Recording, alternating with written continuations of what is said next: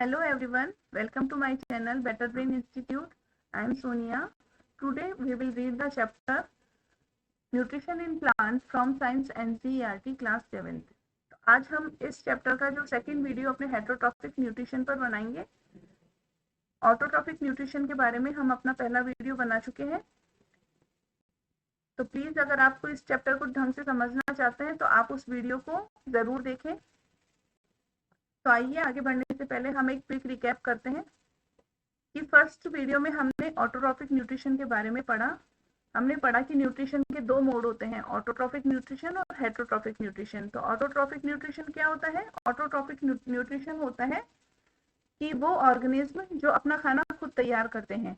तो न्यूट्रिशन का वो मोड जिसमें ऑर्गेनिज्म अपना खाना खुद तैयार कर रहे हैं, ये ऑटोट्रॉफिक न्यूट्रिशन कहलाता है। ऑटो मीन्स होता है सेल्फ और ट्रॉफिक मीन्स होता है नरिशमेंट। और ऑटोट्रॉफिक न्यूट्रिशन होता है जो मेनली प्लांट्स में ही पाया जाता है, और प्लांट्स अपना फूड है जो फोटोसिंथेसिस की प्रोसेस से तैयार करते हैं। तो फोटोसिंथेसिस क्या है? फोटोसिंथेसिस वो प्रोसेस है जिसके थ्रू ग्रीन प्लांट्स अपना खाना तैयार करते हैं, वो फोटोसिंथेसिस की प्रोसेस कहलाती है। फोटोसिंथेसिस की प्रोसेस के लिए 4 थिंग्स रिक्वायर्ड होती हैं: chlorophyll, sunlight, carbon dioxide and water. तो क्लोरोफिल क्या है? Green pigment present in the leaves. Sunlight, sunlight को क्लोरोफिल एब्जॉर्ब करती है खाना बनाने के लिए। कार्बन डाइऑक्साइड जो कि एटमॉस्फेयर से एब्जॉर्ब की जाती है पत्तियों पर, जो छोटे छोटे पोर्स होते हैं जिन्हें कि स्टोमेटा कहा जाता है, उनके द्वारा कार्बन डाइऑक्साइड अब्जॉर्ब की जाती है। और वाटर, तो water is absorb by roots जो कि लीव्स तक ट्रांसपोर्ट किया जाता है। एक पाइप लाइक स्ट्रक्चर होता है जो कि वेसल्स कहलाता है, उसके द्वारा। तो आज हम न्यूट्रिशन का सेकंड मोड हेटरोट्रॉफिक न्यूट्रिशन पढ़ेंगे। तो आइए, there are some plants which do not have chlorophyll. There are some plants which do not have chlorophyll in plants. There are some plants which do not have chlorophyll. तो कुछ पौधे ऐसे होते हैं जिनमें क्लोरोफिल की एब्सेंस होती है। They cannot synthesize food. तो ऐसे पौधे अपना खाना है जो बना नहीं सकते हैं। How do they survive and from where do they derive nutrition? तो ऐसे पौधे कैसे सर्वाइव कर पाते हैं, कैसे जिंदा रह पाते हैं और अपना न्यूट्रिशन है वो कहाँ से लेते हैं? Like humans and animals, such plants depend on the food produced by other plants. तो ह्यूमंस और जानवरों की तरह ही ऐसे प्लांट होते हैं जो जो खुद अपना खाना बना पाते हैं, ऐसे प्लांट्स पर डिपेंड करते हैं। They use the heterotrophic mode of nutrition. तो ये न्यूट्रिशन का हेट्रोट्रॉफिक मोड यूज करते हैं। तो हमने पढ़ा था हेट्रो मीन्स क्या होता है, अदर, और ट्रॉफिक का मीन्स था नरिशमेंट, मतलब दूसरों के द्वारा बनाए हुए खाने से अपना पोषण लेते हैं। ये हेट्रोट्रॉफिक मोड ऑफ न्यूट्रिशन कहलाया। Do you see a yellow wiry branch structure twining around the stem and branches of a tree? This is a plant called Cuscuta या अमरबेल. It does not have chlorophyll. It takes ready-made food from the plant on which it is climbing. तो ये देखिए, यहाँ पर एक figure दिया हुआ है जिसके अंदर एक ये प्लांट दिया हुआ है। यहाँ पर एक येलो रंग की, येलो स्ट्रक्चर्ड की एक ये बेल सी चढ़ी हुई है इस पूरे ग्रीन प्लांट पर। ये प्लांट, ये जो येलो वायरी स्ट्रक्चर वाला प्लांट है, ये कस्क्यूटा प्लांट या अमरबेल कहलाता है। कस्क्यूटा इसका साइंटिफिक नेम है, हिंदी में हम इसे अमरबेल बोलते हैं। अब इसकी पत्तियों का जो येलो कलर है ये बता रहा है कि इसके अंदर क्लोरोफिल की एब्सेंस है, जो कि खाना बनाने के लिए एक बहुत ही जरूरी तत्व होता है। तो ये अपना खाना कहाँ से लेती है? तो आइए, it takes readymade food from the plant on which it is climbing. तो ये अपना खाना उस पेड़ से लेती है जिस पर की ये चढ़ी हुई है। The plant on which it climbed is called the host. तो जिस प्लांट पर ये चढ़ी हुई है वो इसका होस्ट कहलाता है। Since it deprives the host of valuable plants, तो जिस पेड़ पर ये चढ़ी हुई होती है उसके पोषण को लेकर ये उसको, उस पौधे को मिलने वाले जो न्यूट्रिशन होता है उससे इसको वंचित कर देती है। मतलब ग्रीन प्लांट का पोषण है जो ये अमरबेल ले लेती है। इसे डोडर प्लांट भी कहा जाता है। Cuscuta is called the parasite. So Cuscuta plant क्या कहलाया? पैरासाइट। अब पैरा का मतलब होता है अदर और साइटिक का मतलब होता है डिपेंड। तो मतलब दूसरों पर डिपेंड होते हैं, ऐसी जो है ये पैरासाइट्स कहलाते हैं। Are we and other animals also kind of parasites? तो क्या हम और तुम भी पैरासाइट्स की श्रेणी में आते हैं? You should think about it and discuss with your teacher.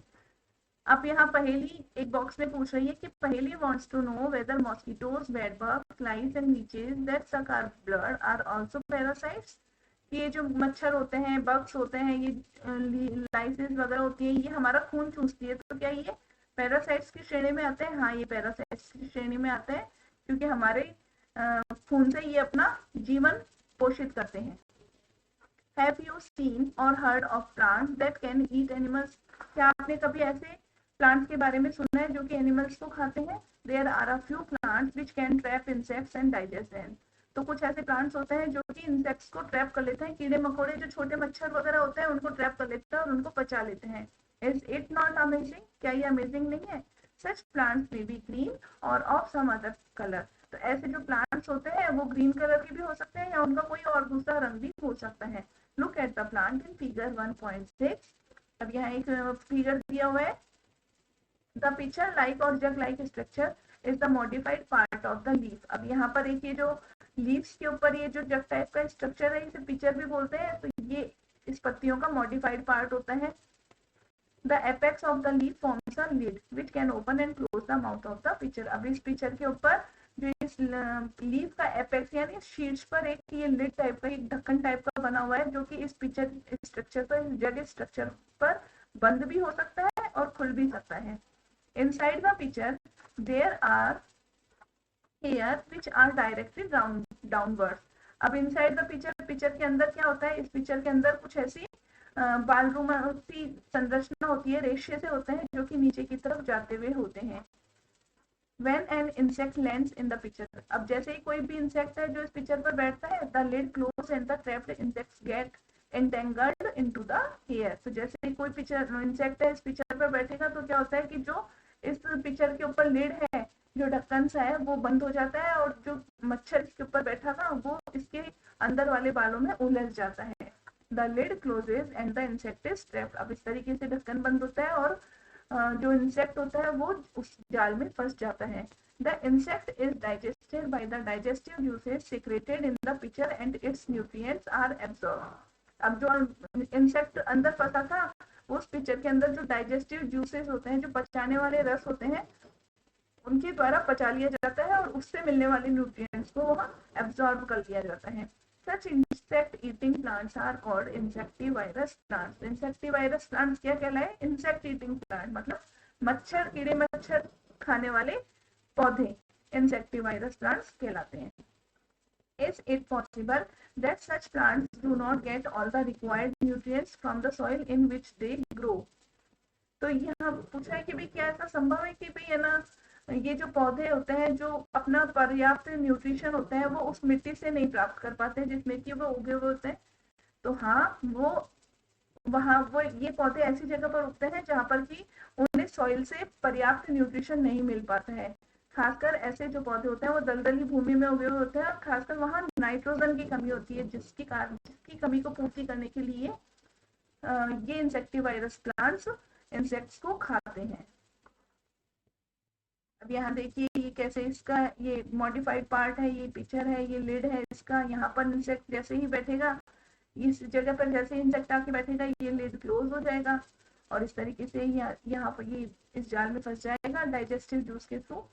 ये मच्छर है जो डाइजेस्ट कर लिया जाएगा इस प्लांट के द्वारा और उससे मिलने वाले न्यूट्रिशन को ये अब्सॉर्ब कर लेंगे। अब आता है saprotrophs. You might have seen packet of mushrooms sold in the vegetable market. तो हम सभी ने मशरूम्स के पैकेट देखे हैं वेजिटेबल मार्केट में कि मशरूम होते क्या है। You may have also seen fluffy umbrella-like patches growing in moist soil और on rotting wood during the rainy season. और रेनी सीजन में आपने देखा होगा कि अम्ब्रेला लाइक से, जिसे हम छतरियां बोलते हैं, छतरी नुमा कुछ छोटे छोटे से पौधे हैं जो नमी वाली जगह पर या जहाँ पे सड़ी गली सी लकड़ी होती है उस जगह पर उग जाते हैं। Let us find out what type of nutrients they need to survive and from where they get them. तो अब यहाँ हम ये पता करते हैं कि इस टाइप के जो पौधे होते हैं वो अपना न्यूट्रिशन सर्वाइव करने के लिए कहाँ से लेते हैं। तो देखिए ये हो गया packet of mushroom. A mushroom going on decaying matter. Decade मतलब सड़ा गला जो मटेरियल्स होते हैं ना, वहां पर ये ज्यादा उगते हैं। यहाँ एक एक्टिविटी दी हुई है कि take a piece of bread and moisture it with water.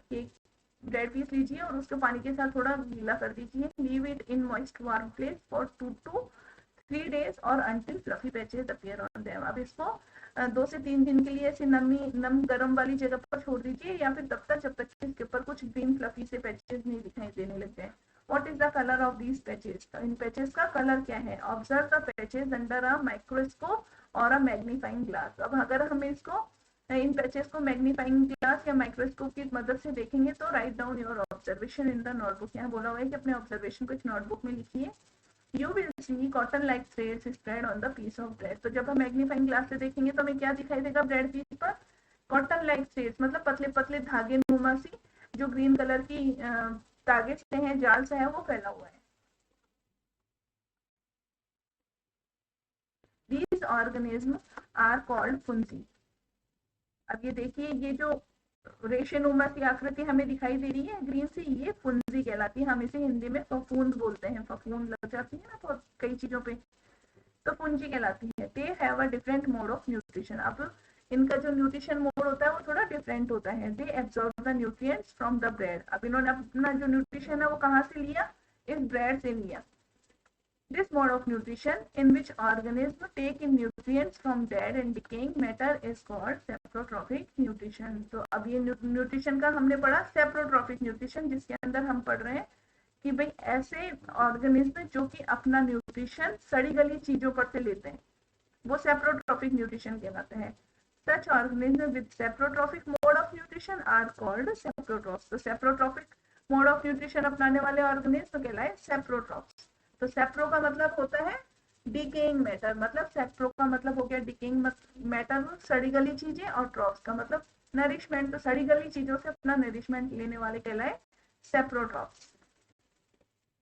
Fungi also grow on pickles, leather clothes and other articles that are left in hot and humid weather for long time. तो फुंजी जो नमी और गर्म जगह पर रहने वाली चीजों, ऐसी चीजें जैसे कि अचार, लेदर, क्लोथ्स, आर्टिकल्स, इन पर लग जाती है. During the rainy season they spoil many things. अब बारिश के दिनों में आप लोगों ने घर में ये कहते हुए सुना होगा ना पेरेंट्स को कि फ्रिज में रख दो सारा खाने पीने का सामान, नहीं बासा हो जाएगा, सड़ जाएगा. तो ये इसी वजह से होता है. Ask your parents about the means of fungi in your house. The fungal spores are generally present in the air. तो अब ये जो फंगल स्पोर्स होते हैं ये जनरली इस वायुमंडल में स्थित होते हैं, हमारे चारों तरफ होते हैं. हम इसे नेकेड आई से नहीं देख सकते हैं, हम मैग्नीफाइंग ग्लास से तो फिर भी हमें दिख जाएंगे. तो ये जो स्पोर्स होते हैं generally present in the air when they land on wet and warm things they germinate and grow. अब जैसे ये किसी भी ऐसी जगह पर जो कि थोड़ी सी नम हो और गर्म जगह पर रखी हुई हो, तो ये अगर वहां बैठ जाते हैं तो ये फटाफट जर्मिनेट हो जाते हैं, बढ़ने लग जाते हैं. Now can you figure out how we can protect our things from getting spoiled.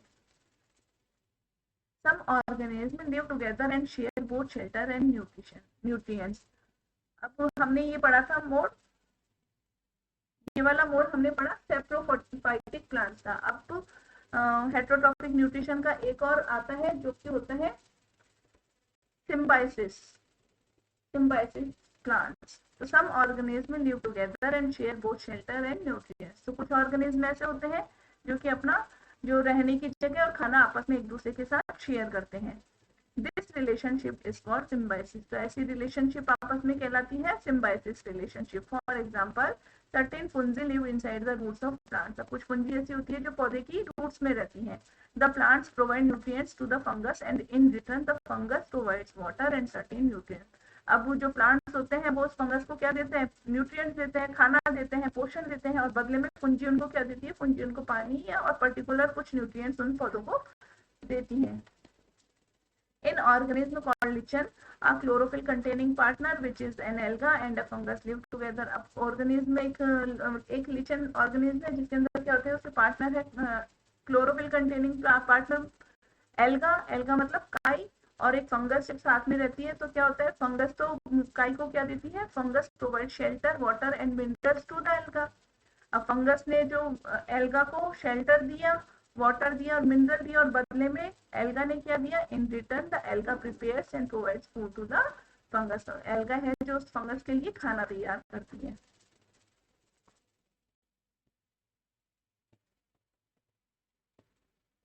तो बच्चों हमने इसके अंदर हेटेरोट्रॉफिक न्यूट्रिशन इन प्लांट्स में हमने 4 टाइप का जो न्यूट्रिशन है वो देखा प्लांट्स में। तो हमने इसके 4 टाइप्स पढ़े हेटेरोट्रॉफिक प्लांट्स के, कि एक पैरासाइटिक प्लांट्स होते हैं जो कि दूसरों पर डिपेंड होकर अपना न्यूट्रिशन लेते हैं, एक होता है सेप्रोफाइटिक प्लांट्स जो कि डिकेइंग मैटर से अपना न्यूट्रिशन लेते हैं, एक होता है इंसेक्टिवाइरस प्लांट्स जो कि इंसेक्ट को ट्रैप कर कर अपना न्यूट्रिशन लेता है, और एक हमने पढ़ा लास्ट ईयर सिम्बायोसिस प्लांट्स जिसके अंदर की जो ऑर्गेनिज्म होता है एक दूसरे के साथ रिलेशनशिप शेयर करते हैं जिसमें दोनों एक दूसरे को कुछ ना कुछ न्यूट्रिशन देते हैं। तो ये हमारा हेटेरोट्रॉफिक मोड ऑफ न्यूट्रिशन यहाँ पर खत्म होता है। अब आगे बढ़ते हैं, how nutrients are replenished in the soil. Have you seen farmers spreading manure or fertilizers in the fields or gardeners using them in lawns or in pots? तो आपने कभी खेतों के अंदर गए तो आपने देखा है कि कैसे खेत के अंदर है ना जो किसान होते हैं वो फर्टिलाइजर्स और मैन्योर गोबर की खाद या उर्वरक वगैरह को डालते हैं, या फिर आपने घर में ही देखा होगा कि पॉट्स के अंदर हमारे जो घर के बड़े हैं वो किस तरीके से है ना फर्टिलाइजर्स का यूज करते हैं। Do you know why this is done? तो ऐसा क्यों किया जाता है? You learn that plant absorb minerals and nutrients from the soil. तो आप सभी जानते हैं कि जो प्लांट जिस सॉइल में उगे होते हैं उस सॉइल से मिनरल्स और न्यूट्रिएंट्स को एब्जॉर्ब कर लेते हैं, उसके अंदर से उस पोषक तत्वों को ले लेते हैं। So their amount in the soil keep on declining. अब डिक्लाइनिंग का मतलब होता है कम होना। तो जब कंटिन्यू प्लांट एब्जॉर्ब करते रहते हैं तो क्या होता है, मिट्टी में जो न्यूट्रिएंट्स की होती है वो कमी आ जाती है। Fertilisers and manures contain nutrients such as nitrogen, potassium, phosphorus etcetera. तो फर्टिलाइजर्स और मैन्योर्स डालने से क्या होता है, उस मिट्टी के अंदर जो पोषक तत्व जैसे नाइट्रोजन, पोटेशियम, फास्फोरस है, इन सबको ये सब बने रहते हैं। These nutrients need to be added from time to time to enrich the soil. तो इस तरीके की जो न्यूट्रिएंट्स है टाइम टू टाइम मिट्टी में मिलाने से क्या होता है, मिट्टी की उर्वरकता है जो बनी रहती है। We can grow plants and keep them healthy if we can fulfill the nutrient requirements of plant. तो हम मिट्टी के अंदर है जो न्यूट्रिएंट्स को बढ़ाने से, फर्टिलाइजर्स को यूज करने से क्या होता है, हमें जो प्लांट्स होते हैं वो जल्दी ग्रो होते हैं और हमें एक हेल्दी प्लांट मिलता है, क्योंकि इससे प्लांट को है जो न्यूट्रिएंट रिक्वायरमेंट होती है वो पूरी होती है। Usually crop plant absorb a lot of nitrogen and soil becomes deficient in nitrogen. तो मुख्यतः जो क्रॉप प्लांट्स होते हैं वो क्या करते हैं, जमीन के अंदर से नाइट्रोजन को ज्यादा सोखते हैं, और जिसके कारण जो जमीन के अंदर होता है, मिट्टी के अंदर होती है, नाइट्रोजन की कमी हो जाती है। You learn that though nitrogen gas is available in plenty in the air, plants cannot use it in the manner they can use carbon dioxide. तो हम सभी ने पढ़ा कि जो नाइट्रोजन गैस होती है वो हमारे वायुमंडल में प्रचुर मात्रा में उपलब्ध होती है, लेकिन प्लांट होते हैं जो उसको उस रूप से वायुमंडल से एब्जॉर्ब नहीं कर पाते जिस तरह से वो कार्बन डाइऑक्साइड को कर पाते हैं। तो बच्चों कार्बन डाइऑक्साइड को प्लांट कैसे एब्जॉर्ब करते थे, आपको याद है? कार्बन डाइऑक्साइड को जो पौधे होते हैं, जो पत्तियां होती हैं, वो अपने पोर्स के थ्रू एब्जॉर्ब कर पाती हैं, वो टीनी पोर्स, वो स्मॉल पोर्स जो कि स्टोमाटा कहलाते हैं, लेकिन नाइट्रोजन को इस तरह से एब्जॉर्ब नहीं कर पाते हैं। They need nitrogen in a soluble form. तो वो अपने नाइट्रोजन को किस तरीके से ग्रहण कर पाते हैं, वो लिक्विड फॉर्म में ग्रहण कर पाते हैं। सोल्यूबल फॉर्म मतलब लिक्विड रूप में। The bacterium called rhizobium can take atmospheric nitrogen and convert it into a usable form. तो एक बैक्टीरिया होता है जो कि राइजोबियम के नाम से जाना जाता है, वो एटमॉस्फेरिक नाइट्रोजन को एब्जॉर्ब कर खाता है, लेता है, और क्या होता है, कन्वर्ट कर देता है इसके यूजेबल फॉर्म में। तो ये सवाल पूछा जा सकता है कि ऐसा कौन सा बैक्टीरिया जो एटमॉस्फेरिक नाइट्रोजन को कन्वर्ट कर देता है यूजेबल फॉर्म में, तो आपको यहाँ ये बताना है rhizobium plant, rhizobium bacteria, sorry. But rhizobium can not make it's on food, लेकिन जो राइजोबियम होता है वो अपना खाना खुद नहीं बना सकता है। So it often lives in the roots of gram, peas, moongs, beans and other leguminous and provides them with nitrogen. तो ये जो बैक्टीरिया होता है ये कॉमनली कहाँ रहता है, ये चना, मूंग और जितने भी जो दालें होती हैं, लेग्यूमियस प्लांट्स होते हैं, उनकी जड़ों में रहता है और उनको नाइट्रोजन उपलब्ध कराता है। In return the plants provide food and shelter to the bacteria, और बदले में प्लांट उस बैक्टीरिया को क्या देते हैं, खाना और रहने की जगह। तो ये सिम्बायोटिक रिलेशनशिप कहलाई, दे दस have a symbiotic relationship. This association is of great significance for the farmers. अब इस तरीके की जो इन दोनों का आपस में ये जो रिलेशनशिप है ये फार्मर्स के लिए बड़ी लाभ वाली होती है। They can reduce the use of nitrogenous fertilizers where leguminous plants are grown. तो जहाँ पर ये दलहन वाली फसलें उगाई जाती है वहां पर जो किसानों को है नाइट्रोजेनियस फर्टिलाइजर देने की कम जरूरत पड़ती है। Most of the pulses are obtained from leguminous plants. तो जितनी भी मोस्टली दलहन वाली फसलें होती है वे लेग्यूमिनियस प्लांट्स में आती हैं। In this chapter you learn that most of the plants are autotrophs. तो इस चैप्टर में हमने पढ़ा कि जो ज्यादातर जितने भी प्लांट्स होते हैं वो ऑटोट्रॉफ्स होते हैं, मतलब खुद अपना खाना बना लेते हैं। Only a few plants are parasitic और सेप्रोफाइटिक। कुछ ही प्लांट्स ऐसे होते हैं जो कि पैरासाइटिक होते हैं या फिर सेप्रोटॉफिक तरीके के होते हैं। They derive nutrition from other organism. तो वो अपना खाना होता है जो दूसरे ऑर्गेनिज्म से लेते हैं। All animals are categorized as heterotrophs since they depend on plants and other animals for food. अब ये तो प्लांट्स था, लेकिन जितने भी जानवर होते हैं वो हेटेरोट्रॉफ्स की श्रेणी में ही आते हैं क्योंकि वो अपना खाना खुद नहीं बना सकते हैं, वो अपने खाने के लिए प्लांट्स पे या दूसरे जानवरों पर निर्भर करते हैं। तो can we say that the insectivorous plants are partial heterotrophs. तो यहाँ पूछा है कि जो इंसेक्टिवाइरस प्लांट्स होते हैं वो पार्शियली हेटेरोट्रॉफ्स की श्रेणी में आते हैं क्या, क्योंकि वो भी अपना खाना खुद बना रहे हैं दूसरे जानवर की मदद से। तो हाँ, पार्शियली वो हेटेरोट्रॉफ्स की श्रेणी में आते हैं। तो बच्चों आज ये चैप्टर हमारा कंप्लीट होता है, nutrition in plant. I hope आपको ये समझ में आया होगा। अगर आपको ये वीडियो अच्छा लगा हो तो प्लीज मेरे वीडियो को लाइक करें, मेरे चैनल को सब्सक्राइब करें। Thank you.